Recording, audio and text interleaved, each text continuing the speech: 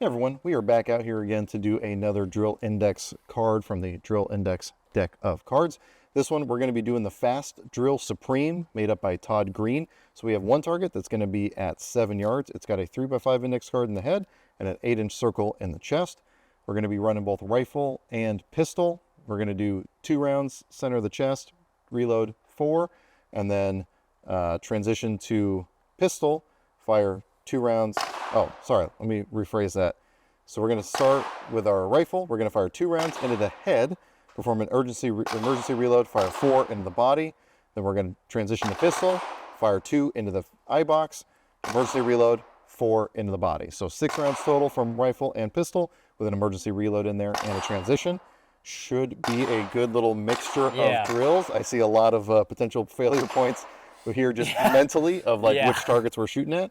I got my buddy Drew with me here, and we're going to be running through this together. What guns are you going to be running for this drill? I'm going to be running my Glock 19, and I'll be running my GHM 9. Grasshopper mouse. Grasshopper mouse compact with a suppressor on it. Beautiful. Well, actually, maybe I should run something so I can actually get a part-time on Well, what I'll do is we'll just have the camera steady, so I'll just hold it closer. So that makes sense, and then I'm going to be running my Midwest Industries Night Fighter rifle, along with my, you know what, we'll go full raced out. I'll run my Glock 45. And so we'll just go for pure speed on this one.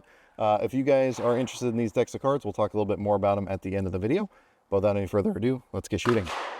All right, so again, we're going to start 2 in the head box, reload 4 in the body, transition to pistol, 2 in the head box, reload 4 in the body. Let's see if I can not screw this up.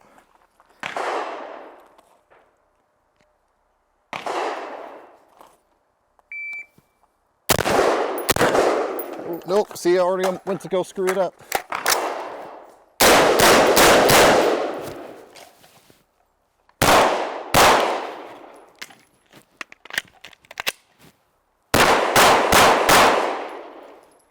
All right, 1658. Part of my problem there, I went to go transition before doing the reload on the rifle. I think all those shots were clean. Let's go take a quick look and not mess up my mic here. I'll just take it off. I did a really cool thing where I just didn't have any ear pro on. Oh! And was like, why is that so loud? I'm sorry. All right, so we're going to call that a line break, so we're going to count it because I need all the help I can get. And then the 2 other shots from the pistol and 1 in the rifle, so that's all good. And then in the body, we kept it all clean. All right, let's see what Drew can do. Okay. Reload, reload. 4 in the body. 2 in the head. Oh!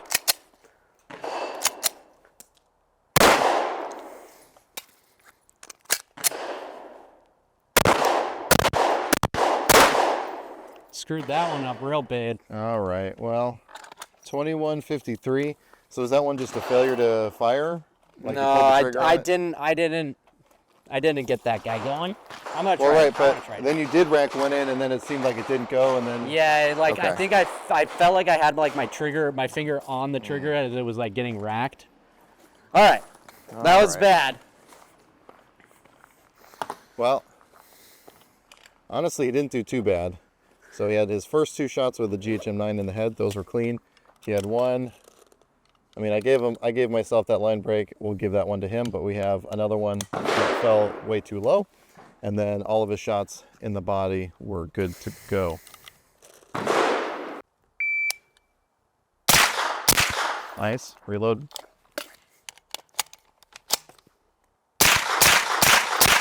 Nice. Beautiful.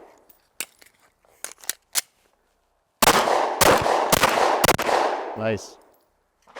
So you shaved almost 5 seconds off. That's good. That was all clean. I think so. Well done. Yeah, and your 2 pistol shots were like overlapping. All right, so that was the Fast Drill Supreme, a deceptively difficult drill. It's one of those things where on paper you think, okay, it's a reload, a transition, and a reload. How hard can that be? But honestly, you start throwing in, again, throttle control of tiny small box with mechanical offset from a rifle at a close distance, mixed with speed and accuracy after the reloads, and just changing target location and everything else, can really start throwing a little bit of a wrench into people's initial plans. As we've talked about before, you just start throwing little bits of stress in there, and people reach task saturation really, really quickly if they haven't practiced. What were your thoughts on that drill? Just that. I mean, it was a lot of things to think about and do, and in a particular order. So not only are you trying to get shots on target, but you're trying to do them in the correct order. So my first outing, I did it twice, just, brain fart and forget to reload, and then go back so you lose some time, and then had a also didn't load and make ready my pistol, so had to do a little tap and rack, and then I was low on ammo, and yeah, so I had to do it again. But the second time, going kind of at a better pace, and kind of, I think it's the whole reason do drills is to put yourself through some stress. So yeah, and I think one of the things I see people do way too often is when they come out to start doing drills like this, they'll kind of discount that first run. I wasn't warmed up yet, or I didn't sleep right. Like, the reality is, if you're ever in a situation where you have to use a firearm to defend yourself, you don't get a do-over. It's that first experience is going to be the one that you get. And obviously, we could have done this drill several times. We got our times faster. We could have gotten the processes faster and kept all our shots in the A zone better. But to me, that's not an accurate representation of what your skill set is at a single snapshot in time. Now, obviously, you should be practicing these things to get to where it's second nature. But to me, the one that counts the most is that first run, because that is the one that is the most accurate representation of your mental capability to run through the drill and your physical capability to execute that drill over anything else. And that's one of the things that I've really started to appreciate about competitive shooting is, unless you're doing speed steal, you really got one shot at a stage. And if you do something dumb, you get DQ'd and now you don't get to play anymore. Or, yeah, you didn't plan your reloads out right, or you didn't do this right, and now your score sucks as a result.